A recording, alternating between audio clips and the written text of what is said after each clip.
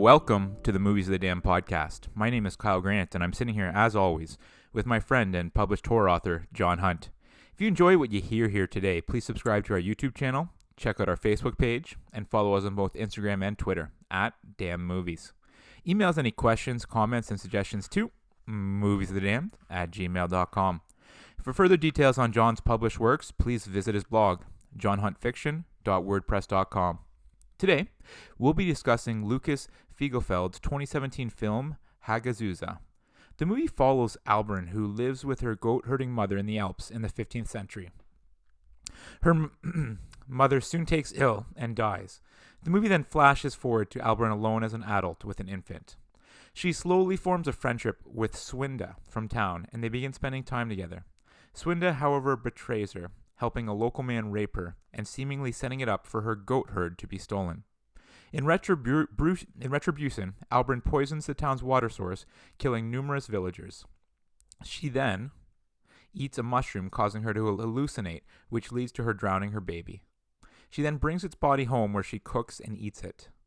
The movie ends as Albrun combusts into flames on a mountaintop as the sun rises. Just to let everyone know, this episode was requested over email by Blake. Blake suggested Hereditary and The Witch for previous episodes, which John and I both loved.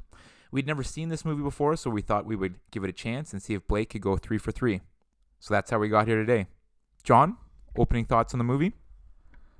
Yeah, so the other two choices were great. I'm not sure about this one. I'm not sure about this one at all.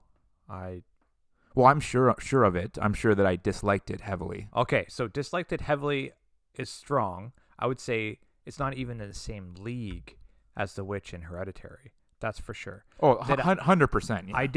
I wouldn't say I enjoyed it, and I'll tell you right now that if it wasn't for the podcast, and I've said this many times, I would not have finished this film.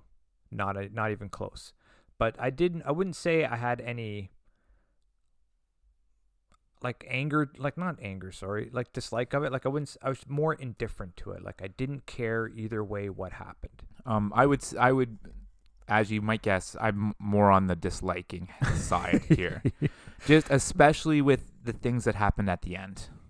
Well, I don't even know. I just didn't care. Right? I didn't care what happened.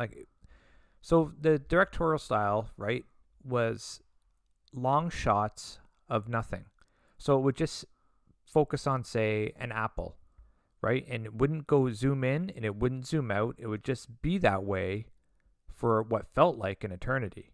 And then it would go to the next shot. And I was like, this movie would have been a half hour shorter if they didn't do those type of shots. Yeah, there was a lot of sequences with little to no dialogue. Little to no dialogue and just not even action. Just they would focus on that skull, right? Remember she got her mother's, I think it's her mother's skull from the priest. They have that in her house, and it just focuses on that skull for a long time. To me, it felt like a long time. So if it feels like a long time to me, then it wasn't interesting, right? So yeah, I did not enjoy this movie. I did not enjoy this movie at all. It was definitely a slow burn, a slow build. And so with the previous two movies that Blake suggested to us, Hereditary and The Witch, they're both a little bit of a slow build, but they're interesting and they build towards something. There's a big payoff where there never was in this movie. The characters were interesting. You cared about the characters immediately, right? You cared about Thomasin, you cared about her family, and in Hereditary, Toni Collette, she's awesome. So you cared about all those characters. In this one, I did not care. I only cared at the beginning for the small child, when she was young. But when her mother died and they flash forward to her as an adult, I could care less. And I just got very confused. Why did her and her mother live alone? Yeah. The villagers thought they were witches. Yeah, but I would have liked to learn a little bit more about that. Why did they think that type of thing, right? It's just kind of they're out on their own and they think they're witches. I would think it's because they're two women living on their own without a man, all in their own, away from the community. And then it flashes forward, and then she just has a baby? Yes, so I didn't like that either. Where does this come from? Yeah. Was there an insinuation that it was the devil's baby? I don't even know, man. Yeah, so that was very strange to me. It was very strange. And then obviously, right away, what do you think I disliked? You know what? I didn't even think of the film in those terms. Why don't you tell me? Subtitles. Oh yes, I forgot. But you know what? There's To be subtitles. honest, the subtitles didn't bug me a ton in this movie because, again, as I said, there were so many scenes with very little dialogue or none at all or spaced out. So it didn't bug me too much. See, I even forgot about it because the subtitles don't bother me at all. I don't even really realize they're there half the time. It's just I only do when there's a lot of them, I guess. I know how much it bugs you, but I didn't even consider that. This Yeah, time. so right off the bat, this movie got off the wrong foot with me. But you know what? I'm like, I'll give it a chance. Like, I love The Witch, and this kind of did remind me a little bit of The Witch, like kind of the Oh, yeah. setup. Yeah, And so I'm like, oh, this could be cool. they're very similar. And then it ended up not being cool. Yeah, well, from at the very beginning, it started to end up not being cool, right? So like I said, I was just the characters I was just indifferent to. I didn't connect with any of them. There's no empathy there. I could care less. Well, I felt bad for the little girl, as you kind of mentioned earlier, right? Yeah. Kind of like when her mom was like sick, almost delirious, and then like kind of makes her get into bed with her. that and, like, weird scene. That was a disturbing, weird, that right? was very Like, disturbing. like then grabs her and Yeah. like, licking her fingers and stuff. I'm like, Yeah. what's going on here? Yeah, I didn't even know. And so that kind of happens, and then like I think almost the next scene is when she wakes up and the mom's not there and she's dead. Yeah. And then it flashes forward where she's older now and she has a baby. Yeah. And she has a sexual attraction to her goats. That was very odd. That's the parallel between the witch, I guess, right? Black Phillip and the goat. I guess. But I don't think, obviously there wasn't one trying to be drawn or trying to be created with the film. I'm just mentioning that the goats and witchcraft seem to go hand in hand with symbolism anyways. So yeah, But like that was not explained either. Like, why does she have this attraction to the goats? well, she was just very lonely. Yeah, you think that's what it was? I think that's the only thing that, I don't think there's anything other than that she was very lonely. That's it. Okay. But weird, obviously, but that is a normal consequence. Like, we are social animals, right? So if you're isolated and on your own, you are going to be weird because there's no one to take your social cues from, right? So when you say something weird, there's no one to say, hey man, that was weird. There's no correction. There's no correction to your behavior or to your language. So you're going to be different. You're going to be weird if you're living that type of isolation because you don't have those corrections. No, and you're absolutely right. And she was a little socially awkward, but it wasn't like she was mean or anything. Like, as soon as like Swinda came up and like talked to her and that friendship formed, you could tell she felt a little awkward about it because she'd never really had a friend before. Yeah. But she was, if you remember when Swinda came over for the first time, there was that social norm of her, I think, offering her a cup of tea or something like that. Yeah. So she had to have learned that from somewhere or someone. Yes. So it would have been from, I would think, from her mom or from who even knows, right? But for the most part, she's very, very, very isolated, right? Yeah. And people don't like her. The boys were calling her a witch for some reason. Yeah. And then that's when she ran into Swinda. And what I really did like, though, I got to tell you, is like, the acting was good, right? The acting was good.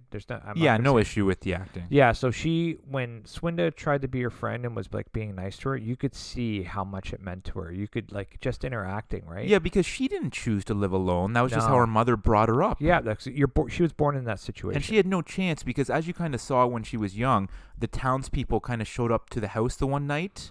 Yeah. Like calling them a witch and stuff like that. So or it's even when they were sledding at the very beginning. The other parents were looking at her, or the other kids were looking at her like, you're different, you're weird, right? So yeah. You got that from the very beginning. That I wonder how she survived as a child, like after mom died.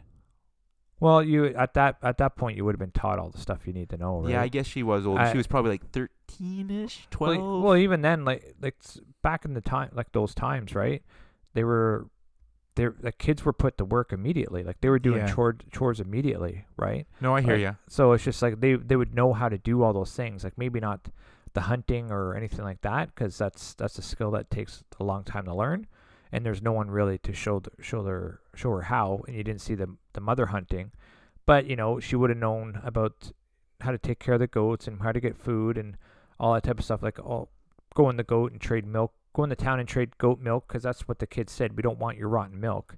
right? Yeah. So they're trading. She was trading milk for other stuff, obviously, right? So So she did have some relationship with townspeople. Like there would have been some interactions then yes, through that. but it would have been everyone on their heels towards her, right? Yeah, Like yeah, they don't yeah, want yeah. her around. So So she's yeah, so just kind of strange stuff. But like I wish that had been explored a little bit more as far as like her relationship with the townspeople. So this movie was kind of interesting. The fact that Albrin, and I might be saying her name wrong, she's in every shot. yeah, pretty much. Yeah. Pretty much.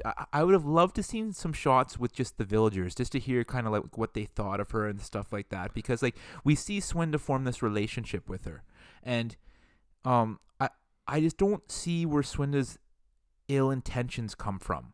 Like and that's what I was gonna say too. Like I don't know what her deal was, right? yeah, So because like I could get behind it more if like there's talk in town like the crops aren't good. Oh, it must be the witch. She must be doing this. Like yeah, but just out of nowhere, Swinda just decides to form a relationship with her and then help a man rape her. yes. So and I think she made her decision when she was actually in Albrin's house, and then she looked into the corner and saw that skull. So then, like, saw the skull that was there, and then Okay. because you could see her whole demeanor changed So you think in that that shot. do you think that she was legitimately trying to form a friendship and then that skull made her turn? I think it was more like she's trying to find out if this person was actually a witch. Oh, she's like an undercover agent. Well, just well, it's one of those things, right? So this girl's socially, she's isolated. The townspeople don't like her, and why is that reason? Because they think she's a witch. So then now, if no one in town likes her and they believe her a witch, whatever happens to her is okay. Okay. There's going to be no revenge. There's going to be no justice. There's going to be nothing. So you can pretty much do anything you want to Albrin, and there'll be no consequences because everyone will think she deserves it. Yeah, but then if she actually is a witch, can't she like cast a spell on you or something? It's one of those things where people, then why were witches ever burned at the stake? Why were witches ever, you know what I mean? You wouldn't do anything like that if you thought there's going to be repercussions. But people believed and didn't believe at the same time, or they just thought, if I believe in God, I'm safe, or you know what I mean? There's all sorts of things that they used. Superstition's a weird thing, right? So it's just like you can make up anything that could be your shield against evil. And because there's no such thing as the witches and the supernatural or anything like that, then no matter what you do, determining what outcome you're looking for, you can make it up as being true. Right? Okay. So interesting. That's kind of that's your spin on it. Yeah. Yeah. There's other spins on it that are fine as well, right? So, But no, I felt that even after kind of she changes from the child and it flashes forward to present day, let's say, and she's an adult, I still was feeling bad for her, kind of being isolated, having the trauma from her childhood there, kind of being, I don't know, growing up alone and almost, I want to call it being assaulted by her mom, finding her mom dead. Here's what I found interesting. Yeah. Right? So the townspeople, the townsfolk, everyone thought she was a witch, right? With no real other reason and no reason that was actually explained, right? But they just thought her and her mother had been witches and that they were evil, right? She didn't become a witch until Swinda did what she did. She didn't do anything evil or witchcrafty until Swinda helped that man rape her. Yeah. Right? So I found it's like they created her. They made her into this evil thing that they thought she was and that she never was. It's like a self-fulfilling prophecy type of thing. And obviously I felt bad for her. It was horrendous what happened to her. Absolutely. But then having said that, in retribution, she then goes and poisons the water source, which kills numerous innocent people. Yes, so I don't think she was thinking that far ahead. I can't really, I don't know, but from her character and the way the character was shown, she saw that man that raped her drinking from that well. So that's why or that water source. That's why she went there. She's like, oh yeah, he raped me. Enjoy. Okay, so she wasn't necessarily looking to hurt the entire town. I think she was necessary. I think she was thinking only of him and Swinda. Because that's when I kind of started I almost not liking her anymore. And again, it was awful what happened to her. Yeah. And she deserved to have something happen in her favor and some type of retribution. But to kill all those people? Yeah, I don't think that was her ultimate goal, really. and if it was, I'm not too upset by it because none of the town people had ever been kind to her or anything Yeah, like but that. that doesn't. That's not. I A know death you sentence. don't. You don't mean. I know. I'm just saying. It's just like, I didn't feel like. I think her rage. All I mean is that her rage and her anger was justified. That's all I mean. Not that her actions were justified, but that her anger and emotions and in totality of everything that's happened to her whole life was justified. And I can get behind that, right? Yeah, With her so rage and her emotions, and that's- maybe she's not thinking straight. Yeah, so I wasn't mad at her for that. Do I think that what she did was over the top? Absolutely. Right, absolutely. But once again, I could look at the whole situation and go, but I can understand why she did that, right? To a certain degree. I really don't think because you could see her when they're carting the bodies away, she was like kind of surprised. She stared after the bodies like she was like, I did that? You know what I mean? Once again, I'm projecting. And you have to interpret a lot in this movie. Yes, but I am projecting. But from her body language and what her face was like, she didn't look to me like she took any joy in it, or that she was happy that all these things, that these people were being carted away like that. And that's a theme that's present in movies, TV shows, books, real life. That when people kind of get their vengeance, they're generally never happy. No, it's because it's not. It's one of those things like when you're avenging the death of someone else or whatever, right? That person you love or you're avenging, they're still dead, and they don't care. So really, it's just for you. And then when you do it at the end, depending on your type of personality, for the most part, it's empty. And right? it's almost like you're stooping to their level as well. You're exactly becoming that, right? You're becoming the thing that you hate, which is another thing that could eat at some people. And then, John, we come to the dumb decision. Eating that mushroom. And I had a real tough time believing that she would do that. She had grown up in these woods. Yeah. She had been taught by her mother. Yeah. I just can't believe that her mom didn't teach her not to just eat random mushrooms on the ground. I think she knew what she was doing. Oh, you think she knew it was going to make her hallucinate? Well, yeah. I don't like. Why would she eat that otherwise? Okay. I thought it was just like she saw a random mushroom. Oh, let's eat this. I'm hungry. No. Okay. No, I can get more behind what you're saying, that she knew and she wanted to hallucinate. Yeah, she wanted to hallucinate. She wanted either maybe to be more in touch with her mother. Once again, we're projecting. We don't know, right? Because it didn't explain any of this. So, but to me, she looked at it, she recognized it for what it was, and she ate it, right? So, because there's other things to eat there, right? You could eat the leaves, for crying out loud. You could eat these other things, but she looked at that mushrooms that was growing out of some dead skull. I guess a skull is always dead, but out of a skull or whatever. Yeah.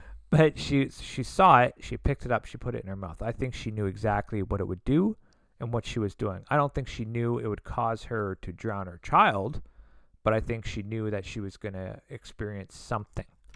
And that's when I really really stopped rooting for her and this movie overall. Yeah. When we're watching a scene of her like wading into the water and drowning an infant. Yeah, no. Like, and then I thought things couldn't get worse, but then she next scene she wakes up at home or whatever, and then it ends up that she has carried the body home, and they show us the dead body of the infant. Yep. And then they show us her putting it into boiling soup and then eating it. Yep. Body. I know. None of this made sense. You know what this reminded me of? What? And it might be a bit of a stretch, but follow me here. Do you remember that trend that horror went through, I don't know, a decade ago with like the Hostel movies? Yeah. Like the torture porn type of thing where they're just showing these ridiculous things and it scares you because of how ridiculous it is. Yeah. I almost felt like that's what they were doing here. It's like, let's freak people out by how crazy this is by having her cook and eat her baby. Yeah, I don't even, I it seems to me like it was one of those films, like I said before, it's just like, you believe something, and then you create the situation in which that comes true. So they thought she was a witch, and they created a situation in which to make her a witch, right? But the backstory is all missing, right? So you don't know if her grandmother was a witch, or if she knew herbs, or if she knew bad spells, or you know what I mean. You don't know any of that. I know. I would like to have seen some of that. Like, why did they end up living out there alone? Like, I know. what happened with the town? Like, and they certainly had enough time to do it with all those long still shots, right? They had plenty of time to incorporate other scenes and shots into it. So, then you get to the end, and it's like is she a witch or is she not a witch? And then she eats her baby. Does that still make her a witch, or is she just still crazy from the drugs? It repulses me. Yeah, well, or she's still crazy from because she saw her mother in the room, right? I almost got the feeling that she was mentally ill. When you look at what happened, the trauma that happened as a child, and then her kind of sexual relationship with the goats, and all the other trauma she had as an adult, like, I don't know about that. She seemed to know. Like, she had a troubled mind at the very least. Like, once again, you live once again, isolation like that, you're going to be troubled. That's why they took it out of the prison system, right? Because that type of isolation is damaging in the long run, right? You mess up people's minds, right? Like, for a long time. So to be in a situation where you're forced isolation because the community doesn't want nothing to do with you, yeah, you're going to have some mental health issues. But to say that it went worse as it went along, I don't know. I just think she ran with it because of what happened to her, right? And then she took those shrooms, and then it just kind of went off the deep end from there, right? So the thing about the witch, right? So when you watch the witch, you knew there was actual witches, right? You knew a witch stole that baby. You got showed very early in that movie. You knew that this was real, that these witches, not that witches were real, but that there were people in the woods. You knew that witches were real, right? Yes. In the very early on in that movie. In this movie, they allude that this person's a witch, but there's no evidence to support that. Never gets shown to us. None, right? So, and then it comes down to the end of, hey, look, she's a witch.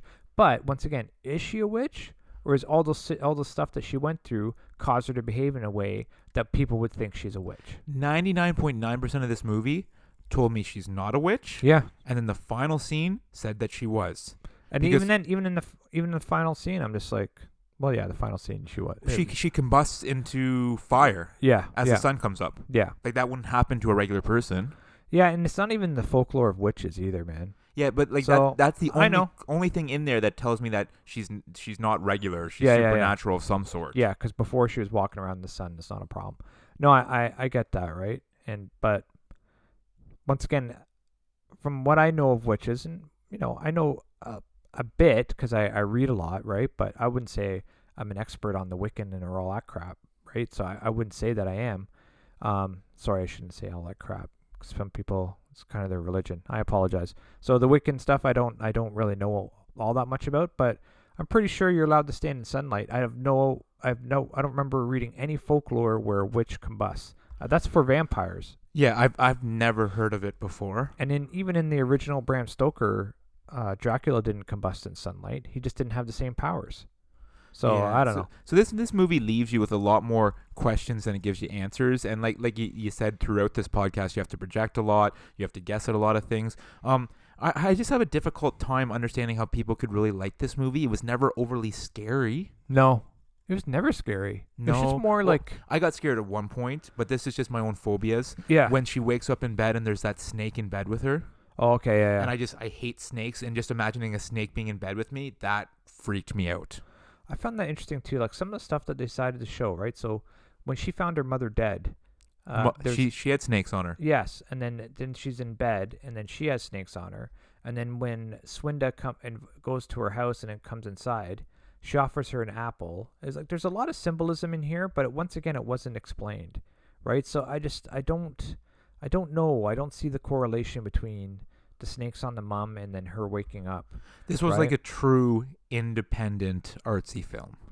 Yes, but yes, for sure, and nothing was tied together very well. No, it wasn't. Right? It's like it's one of those things. Like when I write a book, I'm like, okay, I know what's in my head. I know how everything makes sense in my head. It all looks good. It makes great sense. But that doesn't necessarily mean that I put it all on the paper, right? Because I know what's going on, you tend to leave some stuff out because okay, well that's because it's there. I know it, right? But when you leave that stuff out, the reader or the audience, they don't see what's in your head. They have no idea. Because everyone thinks differently. Yeah, so you have to show them, right? Or at So- least show them at the end. They can be like, oh, I could have connected these dots together. 1 + 1 = 2 here, right? For sure, right? Once it just all has to be there. Yeah. It has to be there in some sort of format that's digestible, right? So I just don't think I think they forgot about that part. They forgot about the part that was like, hey, maybe we should let them know why this is. Yeah, maybe with this director, writer, with the filmmaker, everything is so obvious to him. Yeah, It's like, that's what I I put mean. this in here because of this in here because of that, but then he never explains it to us. Yes, and so you need to explain it through the film. If you have to explain it afterwards, like if you like did a column, okay, this is why I did what I did, you did your film wrong, because it should always be explained in the film or in whatever type of art you're doing. This is almost one of those ones where you need to remember on DVDs and Blu-rays they used to do that extra where you could watch the movie with like the director talking. You almost need that, where him to explain it scene by scene to you. Only if you're that interested. Yeah, which I'm not, right? I'm just saying. I'm just saying is all. No, for sure.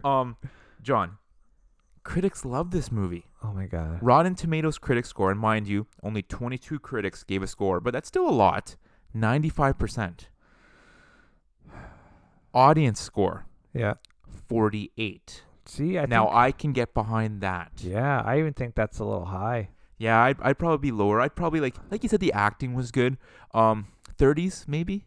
Yeah, I'd be like, 35 to 40. I'd be right in there. Couldn't find anything on a budget or the box office. So one thing for the budget is that the director here wrote, directed, and co-produced it as his film school graduation project, partially financing it with crowdfunding donations. That's cool. So that's kind of cool, right? And I always appreciate that. Someone who like doesn't have the backing of a big studio or money themselves, and they grind to make it happen. Man, like he found some good actors. Exactly, right? Like good actors. To be in his like film school thing. Yeah. And like once again, like his shots, they're very long. But if you made them like 1 to 2 second shots, they'd be very interesting shots. Yeah. Just Right? quick like flashes almost. Yeah, but it felt like they were there for like he'd have a shot of the mountain for 15 seconds. I get it. It's a mountain. Why are we still staring at It's it? beautiful, John. Oh my god. This thing came out originally in 2017, where it toured the International Film Festival circuit. It actually got a wide release in Germany in 2018. Okay. But again, I couldn't really find any stats on how much money it made. Yeah. But just the fact that it got a wide release and that it seems that this thing was made for peanuts, Yeah. it was probably a very financially successful movie. I would say so. And then in April 2019, got a limited release in the USA and now on Shudder. Yeah. So I'm sure that he's made some good cash from this film. Well, good for him, right? Yeah. And once again, like there are a lot of good takeaways from here. I just think once again, it comes down to the story, right? It comes down to story and presentation, right? Presentation he wasn't too much lacking in, but the story was very lacking, right? In a lot of details that you need to fill in those gaps.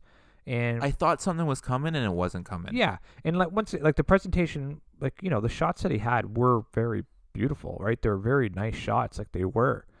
Just cut them down a bit, man. Like I don't like when she was walking in that swamp, that was a fantastic shot. Oh, it looked definitely great. was. And now that you have me thinking about that mushroom thing, I'm with you. Like she knew. Yeah. And she was just, with all the trauma, she was like self-medicating almost. Well, it's like she didn't have any booze, she didn't have any weed, like you know what so I like mean? she needed to get out of her head, and so Yeah. that's what she decided to. Yeah.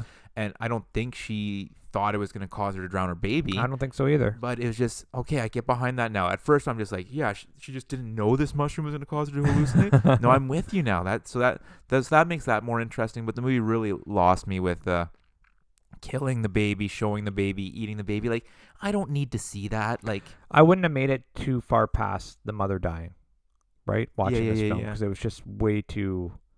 There wasn't enough going on, or it wasn't that as interesting. Like the mother dying, she died of the bubonic plague. is that what that was? Yeah. You know what? I actually made a note that I wanted to ask you about that because I wasn't sure. So you had kind of like, what were those, like sores under So they're armpit or swollen. something? They're swollen lymph nodes. Okay. Right, and that's what the bubonic plague is. Is swollen lymph nodes or it's called the black plague as well.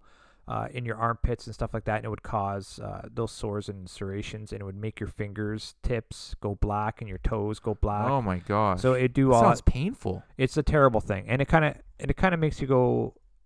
It can mess with your mind a bit. I don't think to the degree that it did with her. Like usually, it's a very debilitating thing, but from what I've read, so you'd go through it and you'd have your fevers and all this type of stuff, and you'd be very ill, and all these sores would show up. Then you'd either break through it, right? You'd sweat it out and you'd be fine, or you'd go into what seemed like a calm remission, and everyone thinks, oh, it looks like they're getting better, and then the next day, dead. Okay, and so that's kind of what happened to her, right? When Yeah. she like invited Albert into bed and stuff like that. Yes.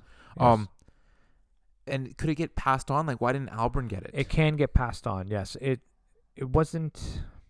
They don't really know. Like, so I would think in a close confined area such as that, the potential would have been there for it to be passed on, but it usually thrived better in warmer climates, or warmer areas. So if you're like in, like when it attacked more of the major metropolitan areas, it was more prevalent in the summer, and it went faster in the summer, right? So there could be plenty of reasons why, like even the priests or whatever, they could have caught it when they're in there for that time, but I don't know.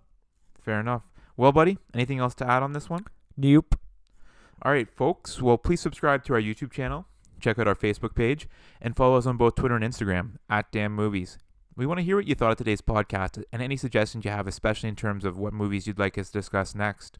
Send us an email to moviesofthedamned@gmail.com.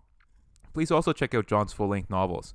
His first 2 novels, Dollhouse and The Tracker, are Amazon bestsellers, and his new novella, Balance, is also available on Amazon. You can pre-order John's newest full-length novel, Off the Grid, right now at blackrosewriting.com. For further details on John's other published works, please visit his blog, johnhuntfiction.wordpress.com. Thanks for listening, and we'll see you next time. Yes, thanks everyone. Have a great week, and be kind to everyone.